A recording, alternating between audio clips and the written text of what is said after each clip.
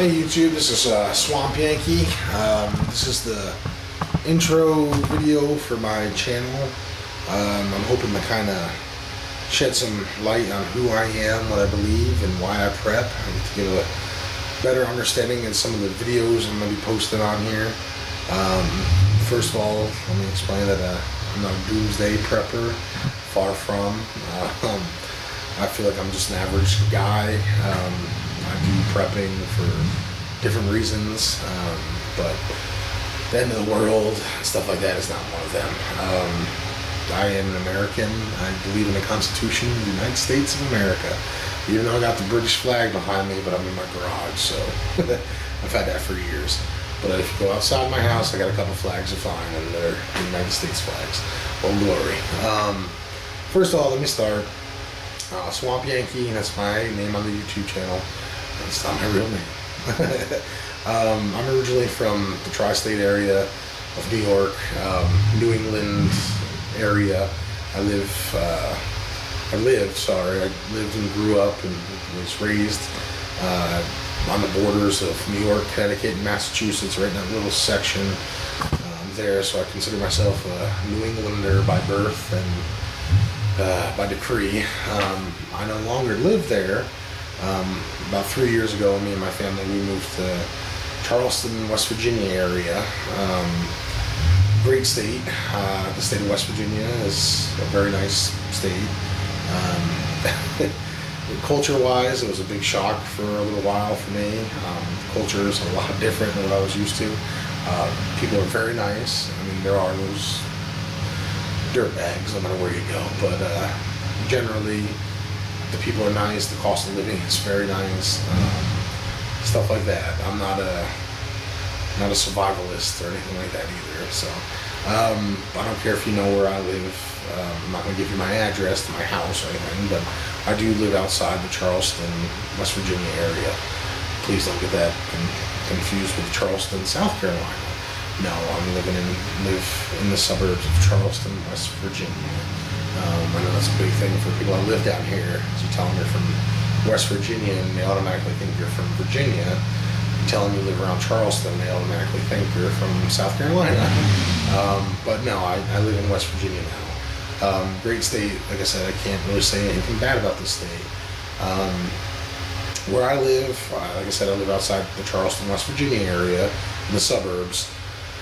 If you've ever been through West Virginia, especially Charleston, you know Charleston is a pretty small city compared to other cities in the United States. It's a good, nice city. It's pretty clean, pretty crime-free for the most part, but it has its issues just like every other American city.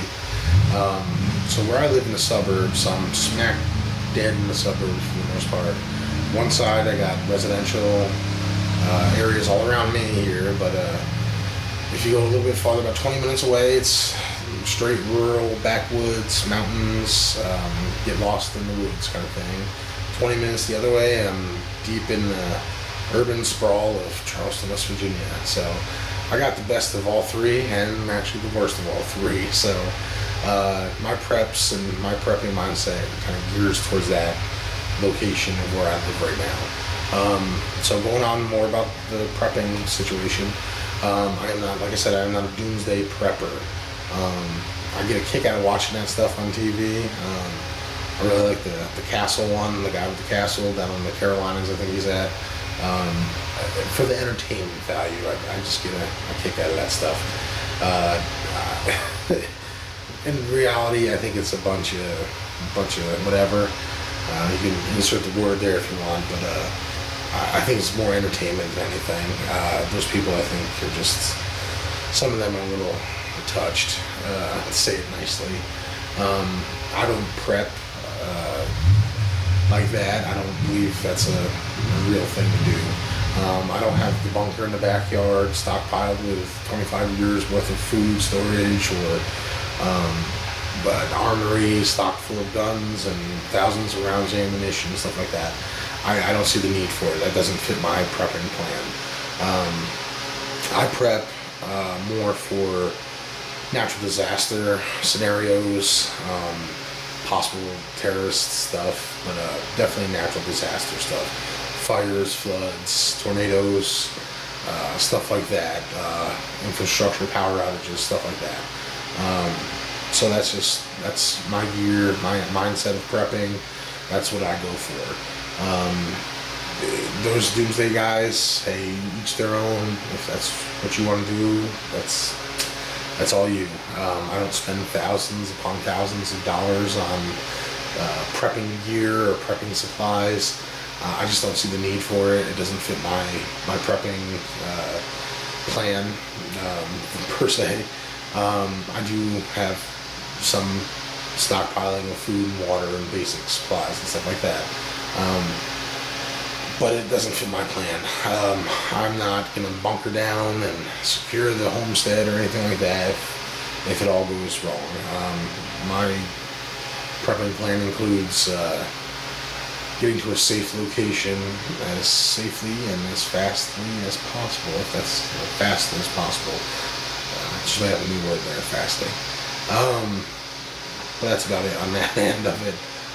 So a lot of the videos I'm going to try to show are cheap and easy prepping ideas, stuff I've learned or seen and have used and I know that work.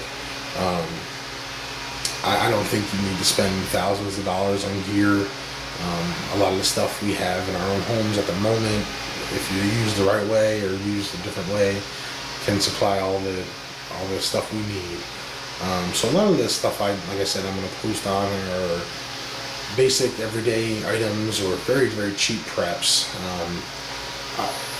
The gun situation, I know there's a lot of videos about different weapons and guns versus rifles versus shotgun, stuff like that. I don't get into that stuff. I am a registered and I have a license to conceal and carry. I do have other weaponry. Also, I do have other firearms. I am proficient in what I do have. I know how to use it safely and for the right reason and the right way. I think that's one of the biggest things you can do if you do choose to have firearms. Know how to use them and know how to use them safely. How to secure them safely. Because that's just you get stupid when you start doing stupid things, kind of thing. With that being said, also I am totally for the Constitution of the United States. I'm an American. I believe in the Constitution of the United States and what it stands for. I believe in the government. The people in government, on the other hand, I'm not big fans of many of them, if not all of them. I'm not a Democrat. I'm not a Republican. I vote, but I vote my conscience what I like. In my mind, pretty much if you're a politician, you're pretty much a crook anyway. So, hey, whatever. But it's my right to vote. And going back to the whole firearms thing, I don't believe the government's going to be coming anytime soon and taking our guns away or doing anything such as that. I know a lot of people are very, anti-government, anti-gun control, or one way or the other. I don't get caught up in that stuff. I really think that it's in the Constitution that we should have the right to bear arms, and we should, if we feel comfortable, have a firearm in our possession. But we should also be safe and smart about it. Do I believe that we need assault weapons and armor-piercing rounds and stuff like that? No. So I know I'm gonna get flack for that, but no. I don't see the need personally to have assault rifles and boxes and boxes of armor-piercing bullets or anything like that. In my mind, if the government is dead set on taking your guns, they're gonna take them. You're gonna fight back. Okay, it's each their own. But my mindset is the government has a lot better, a lot bigger, and a lot more guns than you will ever have. So take it for what it's worth. Back to just some of the prepping stuff I do. Like, again, a lot of the videos I want to put on, like I said, are just going to be videos about basic, everyday prep stuff, helping supplement the preps you already have, or maybe getting started. like I said, I don't think you need to spend thousands upon thousands of dollars preparing yourself with preps and all that stuff. My biggest thing as a prepper, like I said, I'm not even a professional prepper. I don't know if there's such a thing as a professional prepper, but my prepping idea and mindset is that skills are probably your best thing you can have. You can buy all the equipment in the world. If you don't know how to use it, then you're just wasting your time and money. So that's like the biggest thing. Skills, there's a lot of things that I don't know how to do, that I want to learn and that I will learn throughout the years to come. And so there's a lot of stuff I do know that has worked for me, and if you use it, you're good. If not, whatever. I'm in that mindset. If you don't use it, you lose it. A good example would be mountaineering or orientation and stuff, like compass, how to use a compass the right way, how to use a map the right way. Years and years ago when I was in the Boy Scouts, I actually knew how to do all that stuff. I have not had to do that in almost 20 years. The other day I was thinking about it and looking into it. I don't even remember how to do any of that stuff. That's a good example of use it or lose it situation. So that's a skill that I want to really learn again and brush up on.